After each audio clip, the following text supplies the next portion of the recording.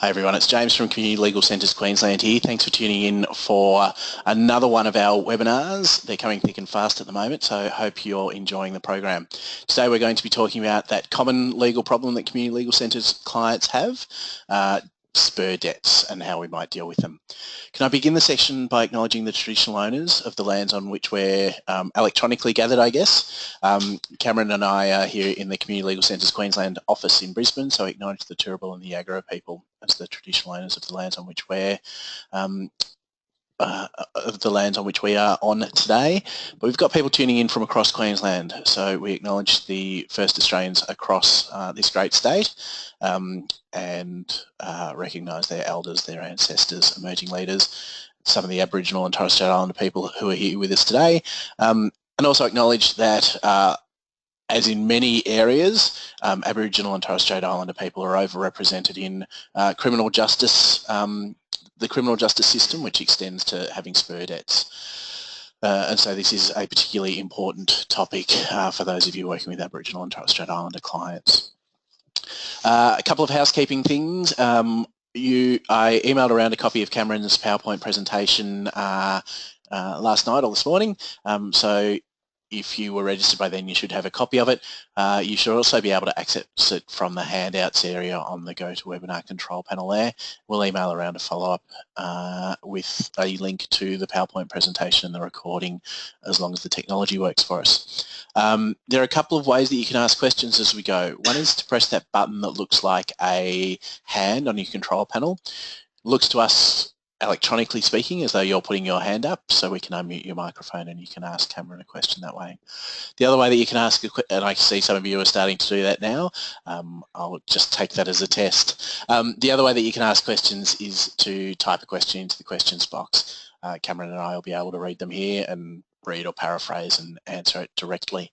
Can I suggest that you hold your questions over until the end of the session? Cameron's left some time for that, and we're given that we're using webinar technology, it might be better to hold those questions to the end unless they are really urgent and pressing, in which case type a question into the questions box or put up your hand.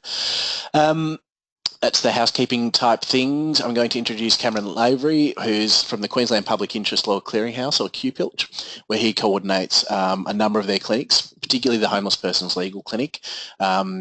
People experiencing homelessness are very, very likely to receive on-the-spot fines and other forms of debts that then are registered with SPER. And so HPLC lawyers, volunteers, as well as others in lots of community legal centres have a fair bit of experience in this space. So it's great to have Cameron here with us today. At your computer screens across Queensland, please put your hands together. Here's Cameron. Thanks for that, James. Great to be here today talking with you all through the webinar technology. I'm a little bit new to this form of presentation, so excuse me if I seem a little bit finding my feet, but hopefully you find this really useful. So to get started, just giving you a bit of an overview of what we're hoping to discuss today. We're going to talk a little bit about QPILCH and our Homeless Persons Legal Clinic and give an overview of SPER and the link with vulnerability, why it's important for us to discuss it in the sector. We're going to talk a little bit about options for vulnerable clients in the SPER system and tips for helping clients with SPER debt matters. We'll also touch on reforms to the SPER system, more of a systemic advocacy perspective, because I think that's just as valuable as the casework we deliver day to day, is talking about the bigger picture as well. So just briefly, QPILCH, as you may know, is a community legal centre. We're really focused on pro bono legal services for particular vulnerable groups. As James signposted, I coordinate a number of QPILCH's outreach legal clinics, including the Homeless Persons Legal Clinic, which I'll refer to as the HPLC. We're all about partnerships, so we really value collaborating with the sector and with firms and with other stakeholders to achieve outcomes for clients. The Homeless Persons Legal Clinic, or HPLC, operates at 21 locations around Queensland and is all, again, about collaboration.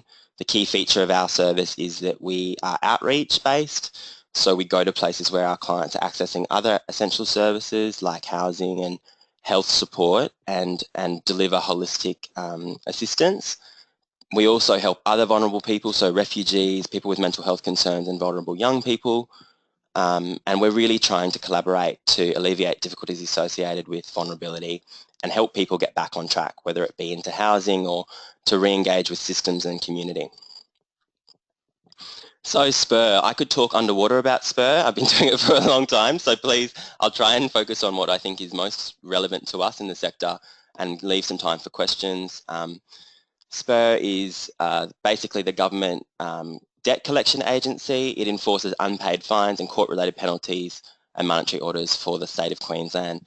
It's now part of Queensland Treasury. It used to be part of Department of Justice, but that changed. So that probably gives you a little bit of insight into what SPER is all about, which is the money. So for the lawyers listening in, the SPER Act is the State Penalties Enforcement Act, and you might want to have a look at that. For me, it's not a very useful bit of legislation. It's very leaves a lot of discretion to SPER. That's what I'll say at this stage, but it's worth having a look at, and there are particular provisions in there that you'll find useful around enforcement. So why are we talking about SPER today? We understand through the HPLC's casework that people experiencing disadvantage are more vulnerable to challenging interactions with the criminal justice system, so things like policing of public space, public transport, other public amenities, things like toll fines. We also know that marginalised clients are likely to have a SPER debt but don't generally think about it as a legal matter. And it's really important that we step in and give some assistance in this space, because helping with SPER debts helps our clients to avoid prison, keep their driver's licence and manage their finances. A couple of years ago, we looked at some data across our clinics, and we found that when we asked the question around, do you need help with SPER fines using our legal health check, 65% of our clients had a SPER debt, and each client had around $5,000 worth of SPER debt. So that just gives you a sense of how much of a burden SPER debts can be for people experiencing homelessness and other vulnerabilities. When we didn't ask the question at another clinic, only 5% of clients presented with the issue, so that raised it with us without us prompting. So that gives you a sense of it is a legal need but often goes unnoticed, and it's really a huge burden on our clients. This next pie chart just talks a little bit about the different types of SPER debts we saw through our clinics. I think what's probably worth noting here is that the major section is the court-ordered fines, whereas I understand for the rest of SPER, so SPER's own data, traffic fines are easily the biggest section. So it says a lot about our clients' interactions with the justice system, that it's the most predominant type of debt that we see, but we do see all of the different types of SPER debt. So what is the SPER process? In a really brief terms, a fine or a court order gets registered with SPER, it gets collected, and then there's some form of enforcement action if it isn't paid. Something to note here is that SPER doesn't currently undertake regular outreach, so there used to be an outreach team, which is fantastic work, but that doesn't exist at the moment. And that means that we play a crucial role in connecting vulnerable clients to SPER for more appropriate outcomes. It's really we're part of that system more than ever. The next slide talks a little bit about the SPER debt registration process. So I won't go into too much detail here because I think the slide speaks for itself, but what's important to note is that there are different types of debts that are collected by SPER. So unpaid infringement notices are a very common type of debt. So that might be something to do, maybe a traffic fine or a toll fine, something like that, and often issued by the police or the Department of Transport. And the slide talks a little bit about what you can do, so you can pay in full. That's often not a realistic option for our clients under something called a voluntary instalment plan. And if no action is taken, the fine is registered with SPER and a fee is added. So that's something to note, that it's very common for our clients here that their unpaid infringement notices go to SPER and another fee is added on. Court-ordered penalties. So this is things like public space, minor criminal offences, those kind of things where a monetary penalty or an order of payment of money is made by a court. And in this space, a little thing called the offender levy is also automatically imposed, which is basically an administrative fee for going through the court system. So it's almost, you get your fine, and you also get an administrative fee. once the penalty is entered in the system, it goes to SPER, and there aren't more registration fees because you've already had the offender levy imposed. And that's another really common type of fine that we see through our vulnerable clients. Victims of crime assistance, so many of you will be familiar with the Victim Assist Queensland scheme for victims of violent crime, and if financial assistance is granted, the scheme manager can register a debt with SPER for collection. So this is another type of fine. We've seen it over the years often in retrospective cases. So something might have happened in a person's life earlier on, maybe in their community, maybe with a family member. You know, they've moved forward with their lives, and then 20 years later, they get a notice from SPER with a huge amount lump sum payment required. So that's something that does come up a little bit more these days. The next slide talks about the voluntary instalment plan, which is an option. So if you're working with clients that do have capacity to pay, or some capacity to pay, and they really want to just deal with the matter sooner rather than later, for an infringement notice, so things like traffic fines, they can set up a voluntary instalment plan to deal with the debt. Something to note is that if it's not paid through the voluntary instalment plan, if you don't finish the payment, it will go to SPER and the collection process will start. But something to note here as well is on all of the slides, I've put little text boxes at the bottom to just tell you what the practical step is. So here it's applying for a voluntary instalment plan by filling in the relevant section on the infringement notice. Each slide will have some sort of practical tip, because I think that's, you know, hopefully a useful way to do it. Another thing a lot of our clients want to do is challenge their fine or the order that's been registered with SPER. So they might feel like you know, they shouldn't have to pay. They weren't, for instance, driving the car. It wasn't reasonable what's happened, and that's totally valid if our clients do feel that. But it's about giving clients advice around their options and what's realistic. I think in my experience, it can be a bit of a long and winding road to take clients down this disputing path, if in reality it's just going to cause them more time and cost and really lead to the same outcome. But it's worth keeping in mind. SPER doesn't have the power to withdraw a fine or court order themselves. They can deal internally with limited disputes. So things like administrative errors, have they issued something incorrectly? Did they make some sort of you know, error around the statement of account? Disputes about whether infringement notice was ever received. So this is something that comes up a lot for our homeless clients, is that they're transient, so they don't have a fixed address and may never have seen the infringement notice, and that's something that is quite a useful advocacy tool.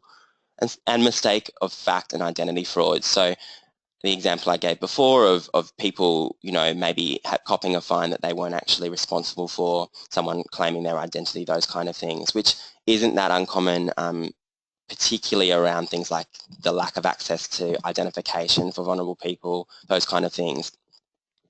You can apply to SPER to have the infringement matter decided in the Magistrates Court. So in our service, the HPLC, we don't often pursue this avenue unless there's absolute, you know, we're confident of a positive outcome for a client, but it is worth keeping in mind.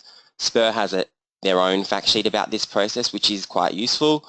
So I encourage you to have a look if you'd like more information. So the next slide has probably my favourite graphic in the presentation. It comes from the SPER website, and it's really just it's very telling about the attitude to enforcement action in the SPER system traditionally. These are all the different types of enforcement action that can be taken in relation to SPER fines. So I guess I'll go through them briefly. One I really want to highlight is driver's license suspension. So SPER does have the power to suspend our clients' driver's licenses, which can have a really prohibitive and you know, huge impact on our clients in terms of things like access to seeing their kids or taking them to school, getting to work, going to medical appointments. So we've seen it have a big impact on clients, and it's important that we help them before it gets to that stage if we can. Another option is things like immobilisation warrants, which is wheel clamps, which is something that SPER talked to me about last year, and I understand there was a bit of a push to get some more immobilisation warrants being issued, which is, I don't really understand the point of it, but it's more of a show of a power, I think. Fine collection notices, so this is one that does have an impact, so funds being deducted from a debtor's bank account or wages. what we see happening to a lot of our clients is that even though their Centrelink payments are protected, their Centrelink money will go into their bank account and then a fine collection notice will be issued and the money will come out of the bank account. So it's a bit like garnishing wages, but our clients often don't have wages. So it's all a bit of a roundabout way that accesses our clients' money. Another one which is really worth saying is enforcement warrant. That's really about imposing a charge on real estate or personal property. So a seizure of something like a personal property if the client has an asset that can be seized.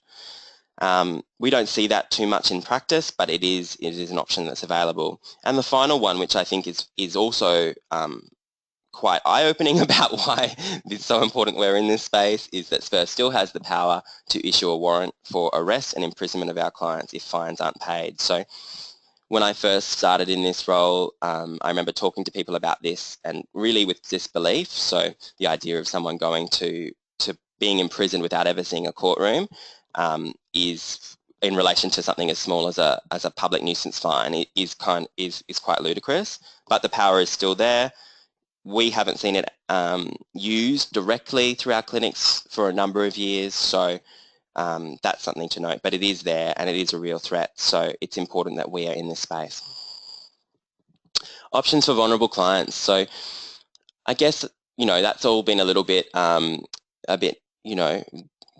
of heavy-handed in terms of what SPER can do to our clients, and I really want to focus on the positive about how we can help. And the best way that we can help is by connecting our clients to the SPER individual consideration team, which was formerly the community engagement team. So I've put the details for the individual consideration team, or the ICT, on the slide, and I really encourage you to have them handy whenever you're working in this space. I have them next to my desk. It's just a useful pathway. Who's eligible for assistance through the individual consideration team? So all of the different groups listed on the slide, I'll highlight a couple. So obviously people experiencing or at risk of homelessness, people with disability, mental health, people in rehabilitation, people that have recently exited custody, refugees and asylum seekers, Aboriginal and Torres Strait Islander peoples, and people with no capacity to pay due to other forms of unemployment or disadvantage. So they're the broad spectrum of eligible clients for this personalised service, but my advice would be that if you are helping someone that's genuinely vulnerable or disadvantaged, it's an important pathway to take with them, even if they don't specifically fit into one of these categories. So the next slide talks about generally the main options that are available for vulnerable clients in this space: fine option orders or unpaid community service, in manageable instalment plans, deferrals of enforcement action, and good behaviour orders. So it's important to note here that not all of these options are available for all of the types of fines. So community service or fine option orders and good behaviour orders aren't available for compensation or restitution orders, offender debt recovery orders around victims of crime, and the offender levy. But that shouldn't put you off helping clients to get fine option orders. It's still a really worthwhile an initiative that we can take, and it's about combining it with something like a manageable payment plan for the debt that can't be worked off through community service. So the first slide is fine option orders, because I think at the moment this is the best outcome for our clients in most circumstances. If they can't afford to pay a debt in full or by regular instalments, our clients may be eligible to have the debt converted to unpaid community service. And I've listed the eligibility criteria on the slide. They're pretty self-explanatory. I guess one that's worth highlighting is that our clients have to have the physical capacity to undertake community service work, so that's not always possible for our clients. And they must not have breached a fine option order for the same offence in the past.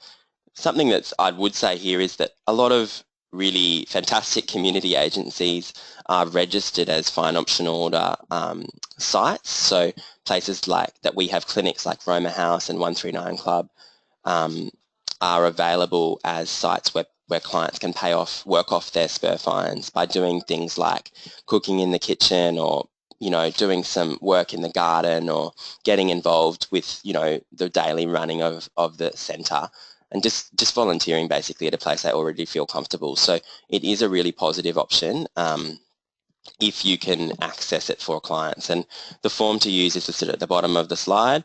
I guess the starting point for me would be to have a look at that form, get a sense of the information you need, and then think about whether there's an agency that you're already working with, if you're aware of it, that is a fine option order site or a place that the client's accessing and they're comfortable. It's not the old, rags in a factory out in the bush kind of thing that a lot of people see as a stereotype around unpaid community service.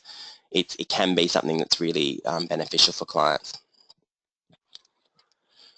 The next option is probably the most common option that we take through the HPLC, because it really just takes the pressure off the clients, and it does things like if their driver's license has been suspended and you set up a payment plan, their license comes back on available to them, and they can get on with things kind of in that way.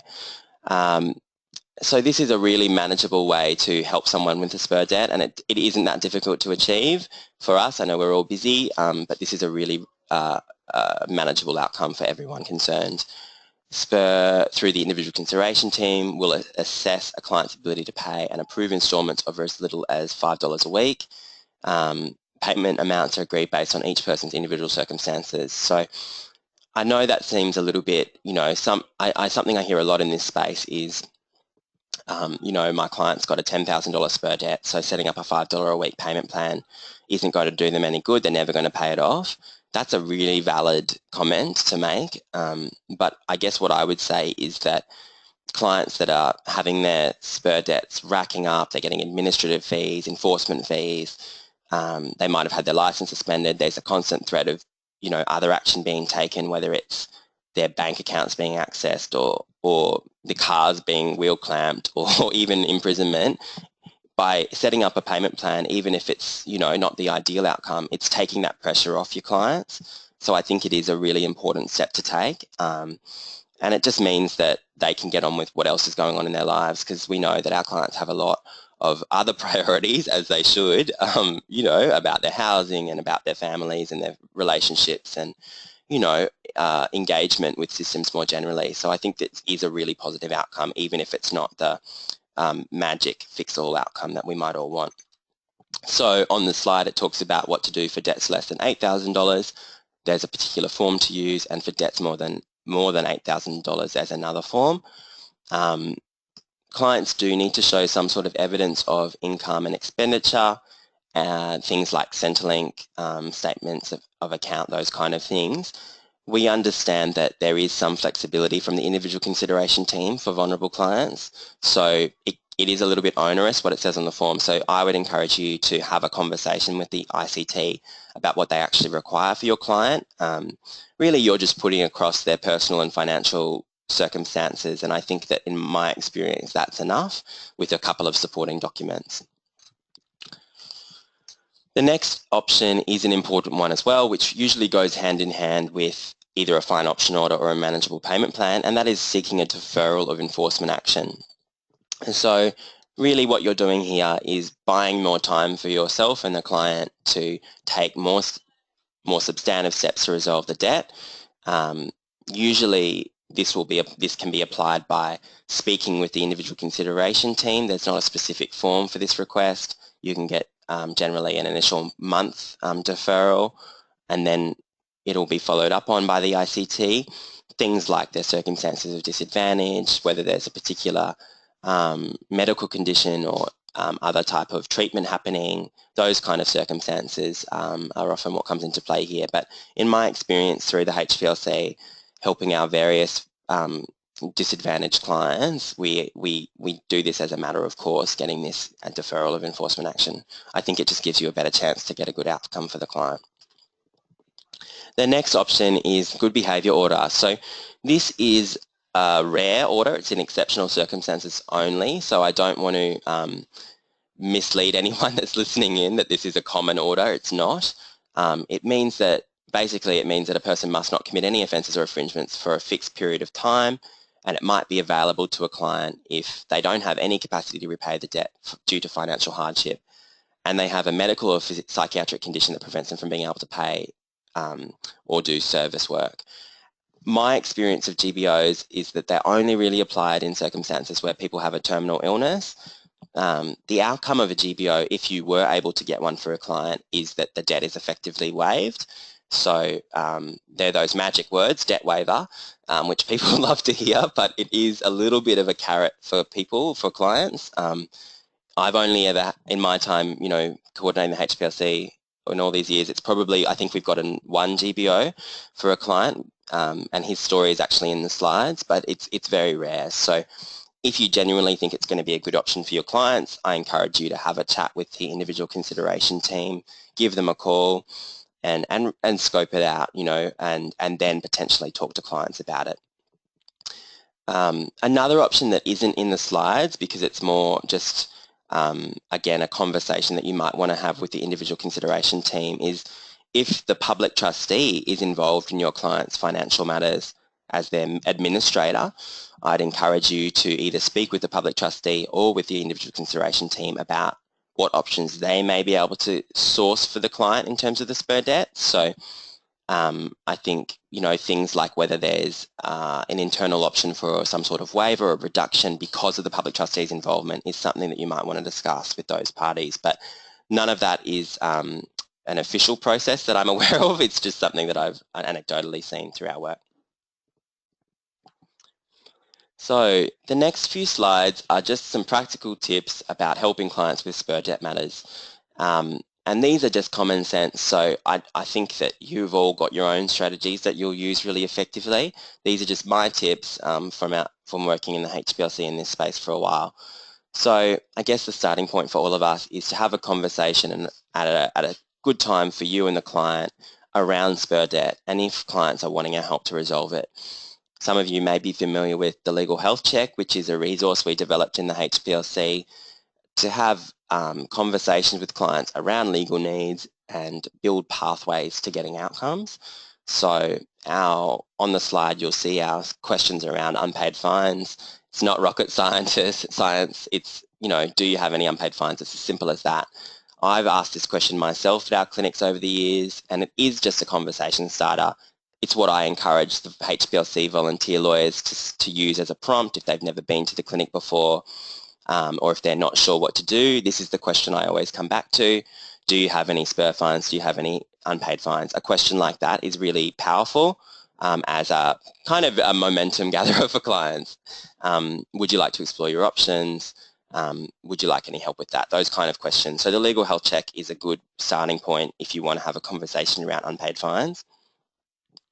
If the client answers yes or they're not sure, then it's a good opportunity to get some more information about the client's circumstances, their living arrangements, and just generally information that you may use to advocate for a better outcome with SPER, and obviously get copies of the documents you need. So for me, we often see our clients, we might only see them once physically at a clinic because of their vulnerable circumstances. So you've got to make the most of your time at that meeting. We're all time pressured as well, so I know it's difficult, but just do what you can at that initial attendance, and really it'll make it so much easier to get an outcome. Making initial contact with SPER. So this is an important step because it empowers you and the client by getting information. You can get the client's debt statement and fine history, and you can ask for the debt to be placed on hold and to be managed by the individual consideration team.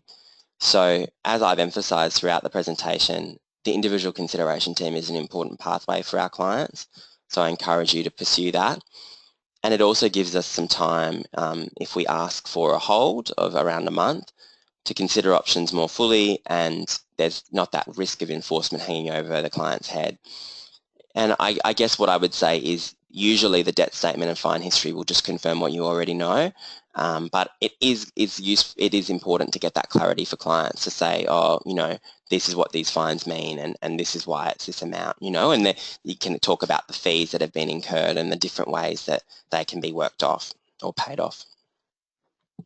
So then we get to put our legal skills to work, or our sector skills to work, and think about what option is realistically going to be appropriate for our client, or a combination of options. So as I said, there's not a magic answer to these SPER debts. We can't just waive it easily, but we can get, realistic positive outcomes for clients.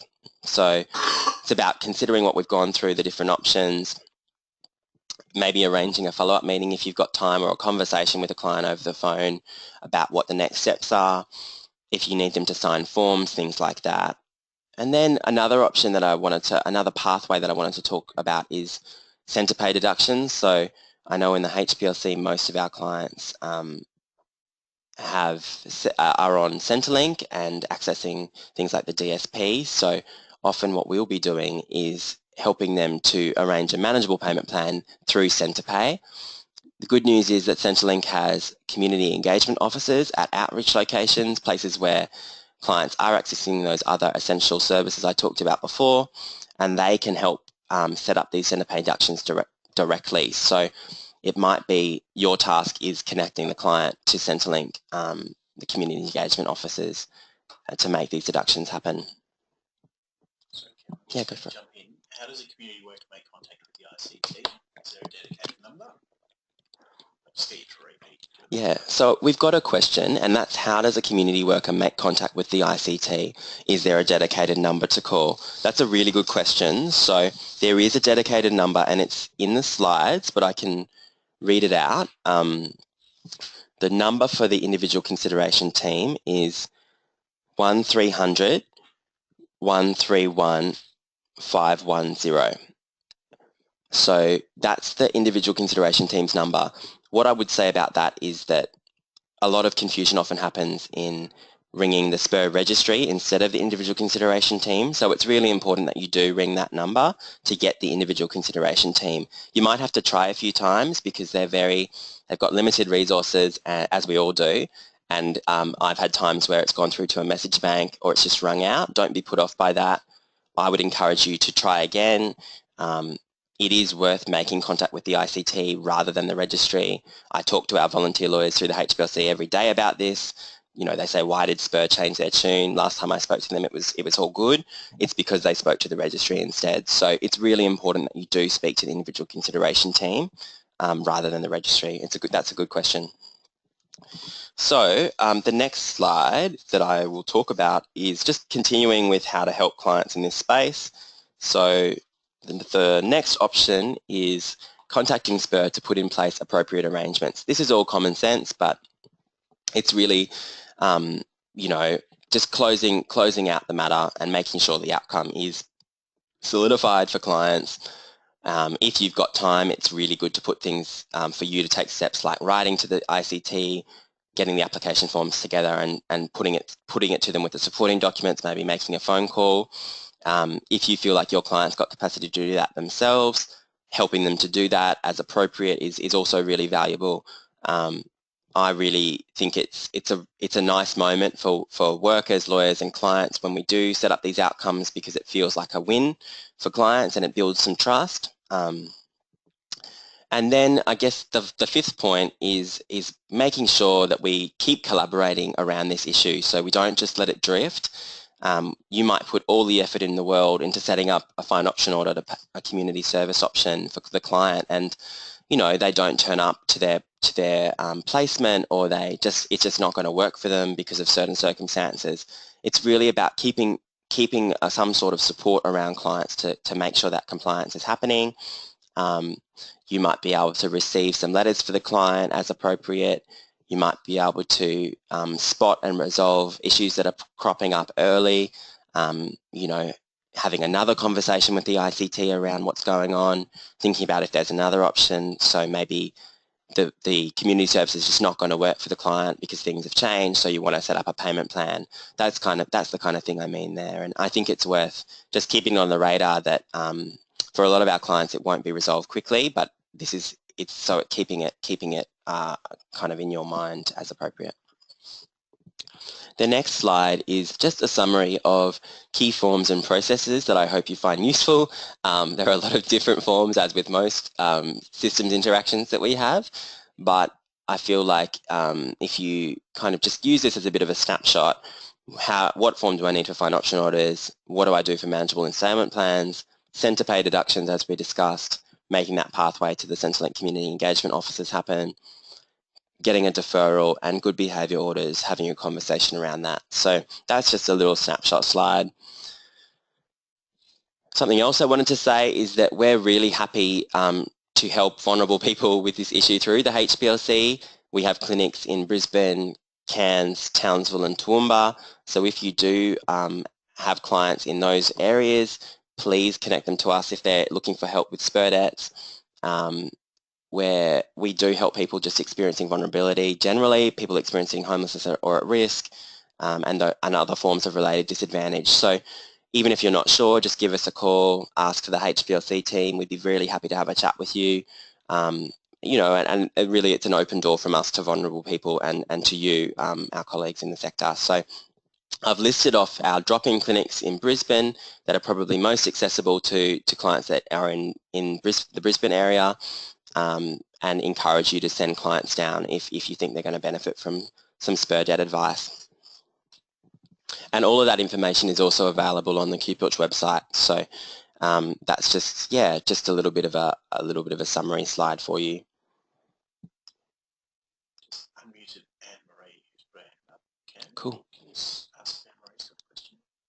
Anne-Marie, do you have a question? Yes. I'm just wondering, do you have like an outreach service for those who don't live in those catchments? That's a really... Or as caseworkers, can we phone on their behalf? So you just cut off a little bit there, but I understood the question was, do we have an outreach service for other areas, or is there some sort of phone service? Was that the question? Correct. Great. We don't, as the Homeless Persons Legal Clinic, we don't have a kind of general phone service at the moment. We have a phone clinic available in the northern suburbs of Brisbane, and that's something we'd be happy to have a conversation with you around. If you just, yeah, as I said, just give us a call at QPILCH. In terms of what in other areas where we don't have a clinic, I guess I'd be encouraging workers to have a conversation perhaps with their local community legal centre. Think about whether there's any steps that could be taken directly to connect clients with the individual consideration team. I know that the ICT, in my experience, is very willing to have conversations with workers from the sector, and really, as much as they're under-resourced, I think that they do have those positive conversations with us about what's going on for clients. So even if there is no strict specialist outreach clinic or CLC in your area, just even speaking to the ICT around this issue or helping clients to do that is a really good step. Yeah, that's probably my answer. Does that help?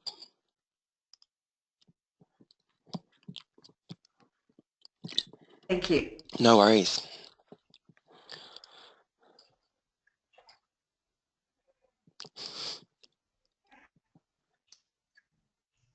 So we've got a couple more questions. Should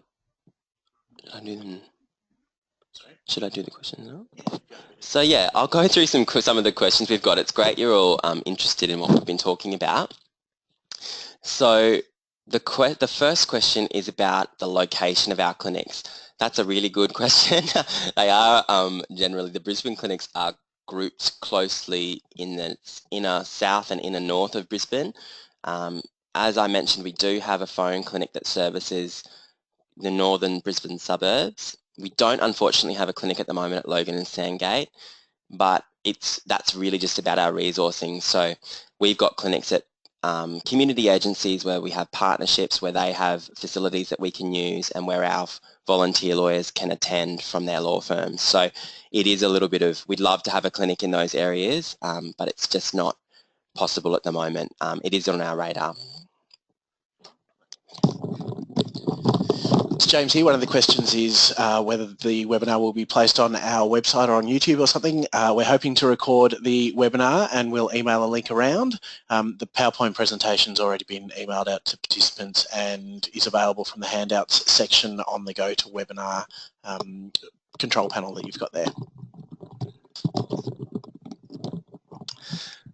So the next question is,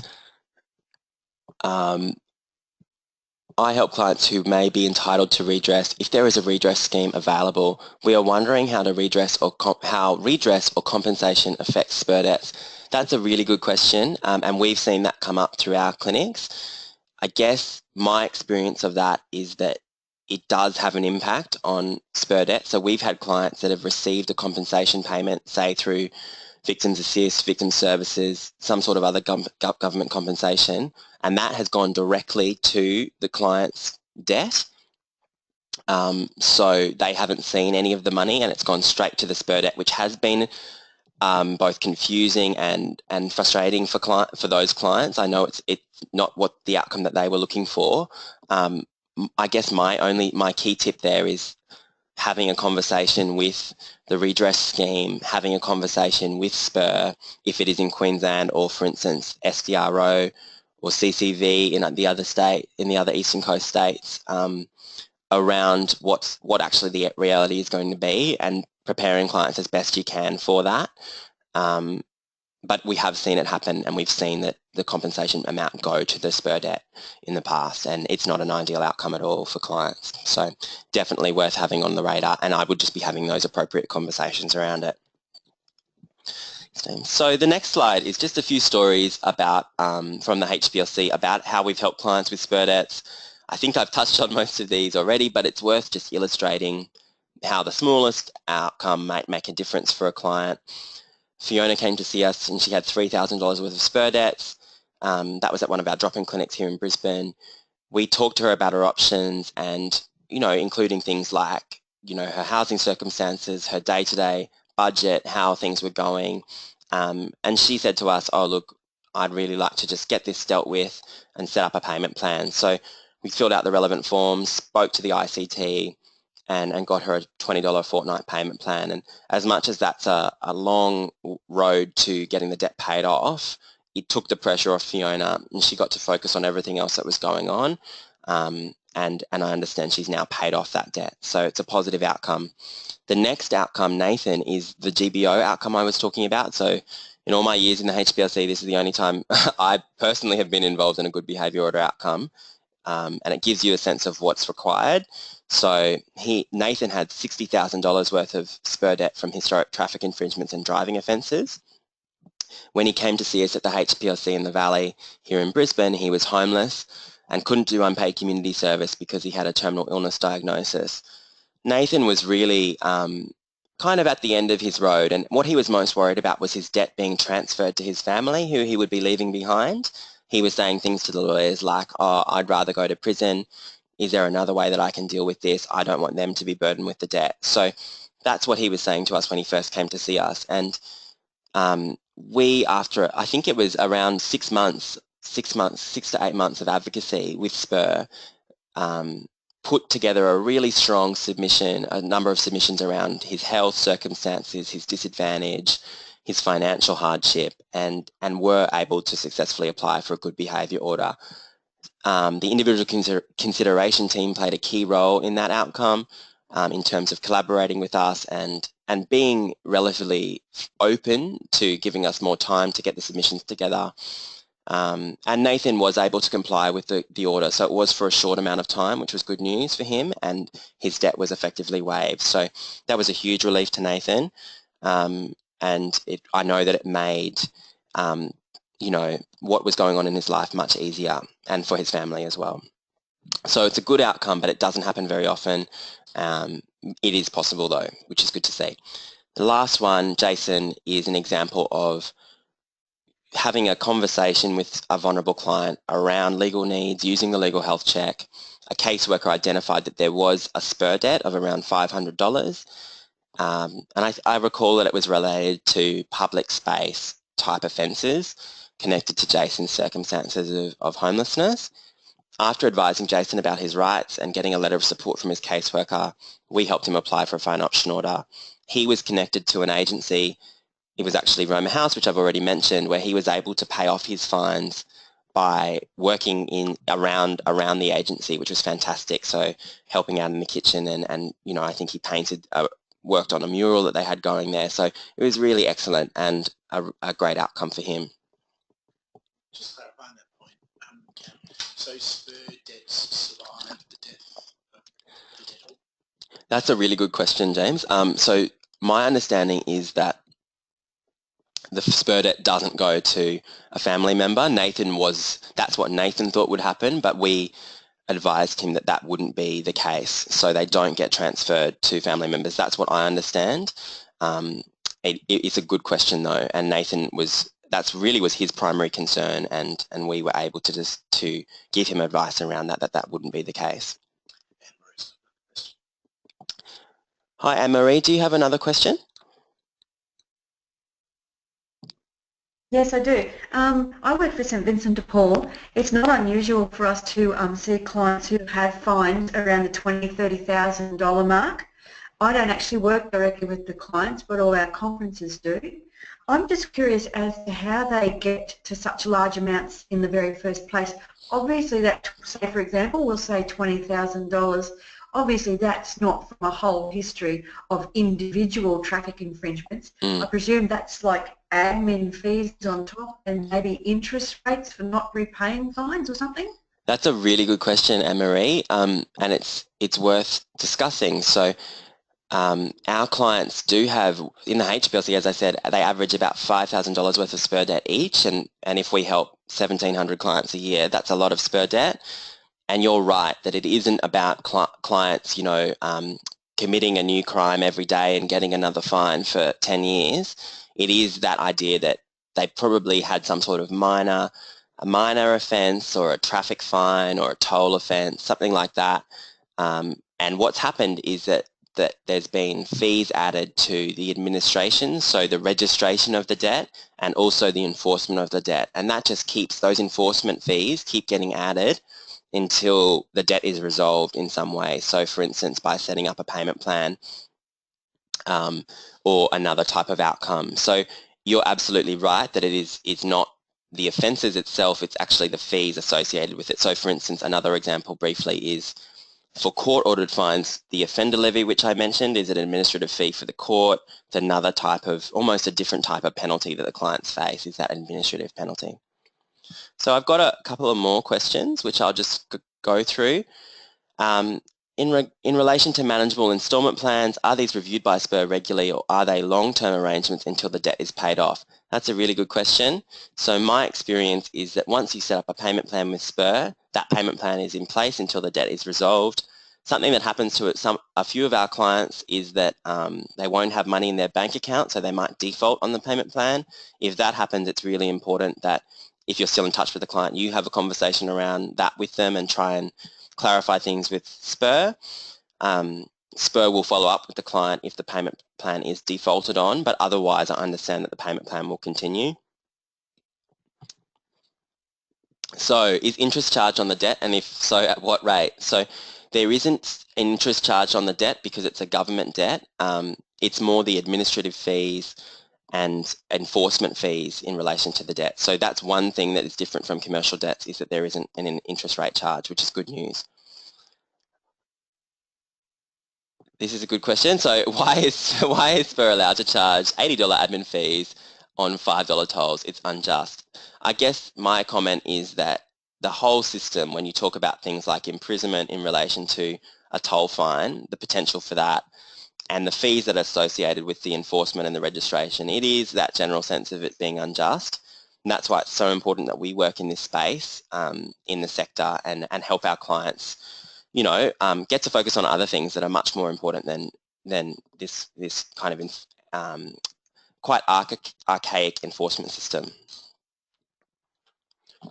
So the next slide, I'll go through these slides briefly, but I really wanted to touch on the systemic level advocacy in this space as well.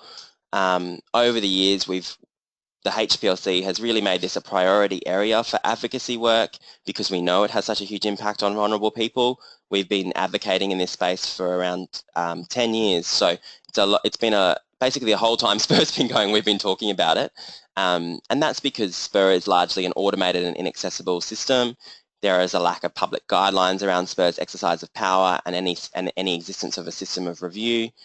And there's been limited write-offs and ability to negotiate waivers or reductions. So things like we've been talking about, the idea of these offender levies or administrative charges, that are just arbitrarily imposed. That's why we're in this space at a systemic level as well. Recently, SPER released a consultation paper about the potential implementation of something called a work and development order scheme. So work and development order scheme in really short terms is a different type of service, community service, for want of a better phrase, to work off fines. It's in place in New South Wales at the moment and has had a lot of success. The idea is that clients can access a whole range of different ways to pay off their debts. So things like if they're receiving treatment, if they're going to an educational course, it's just a broader range of ways to work off your SPER fines debt, and it would be at a higher rate as well.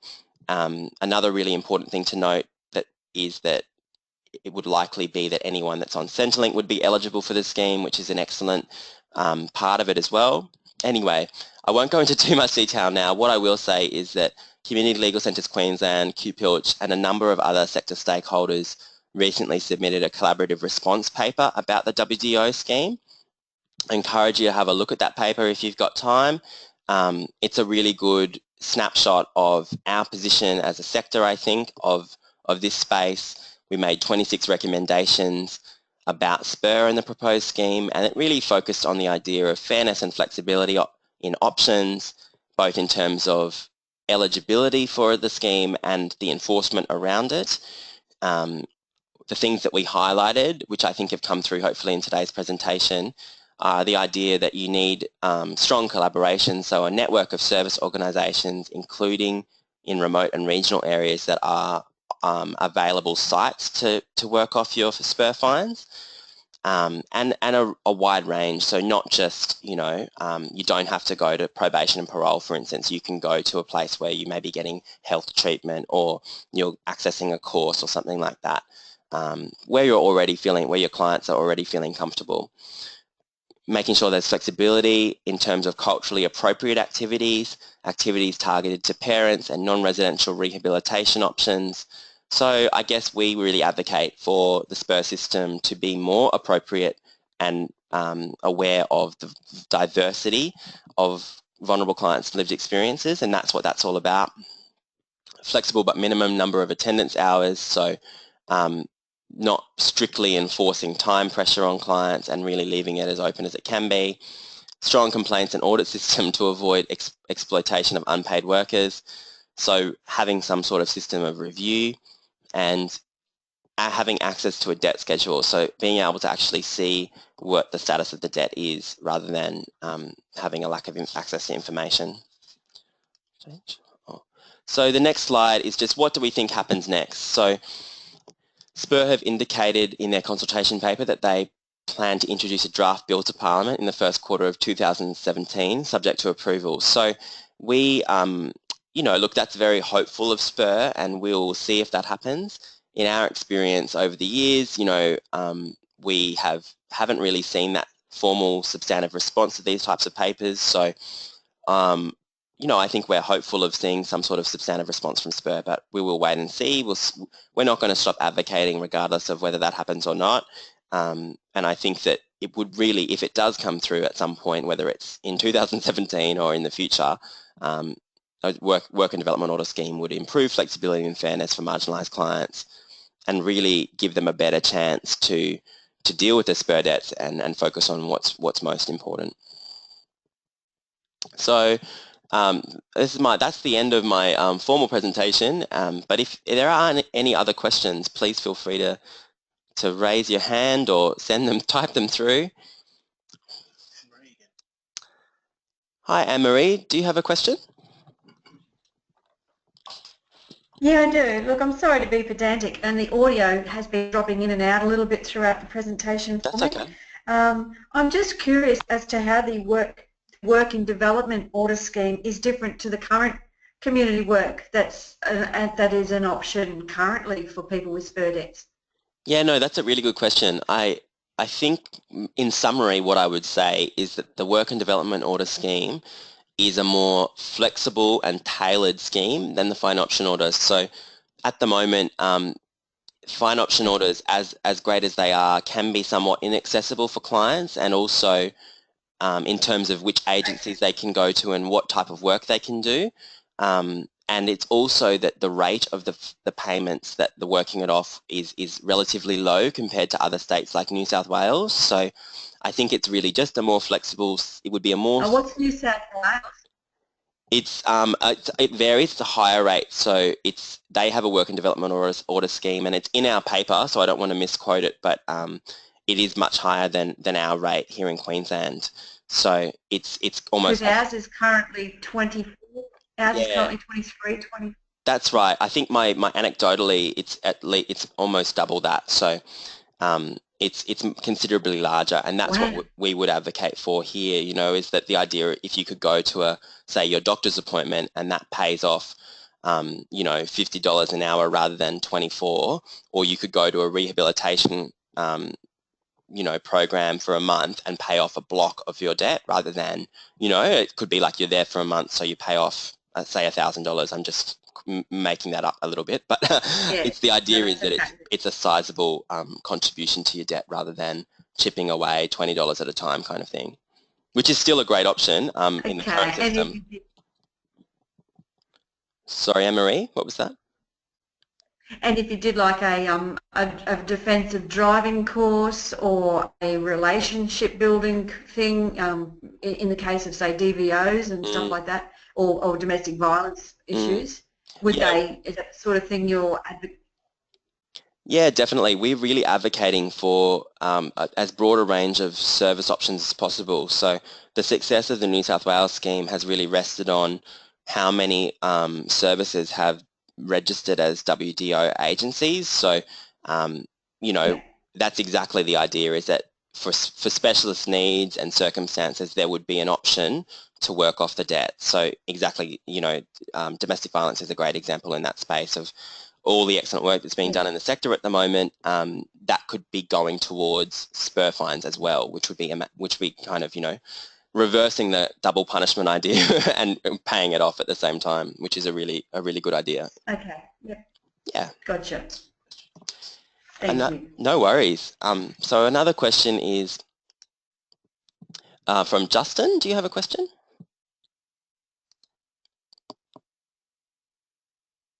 Justin?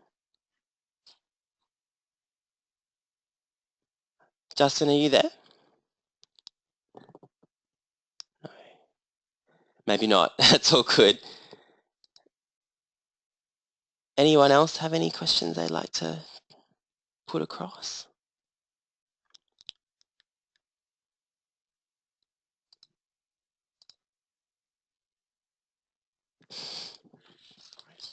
Great. Thanks everyone for listening in, and I hope it was helpful, and please be in touch. Use those contact details. We love to talk to you about SPER debts. So yeah, please let us know. Thank you.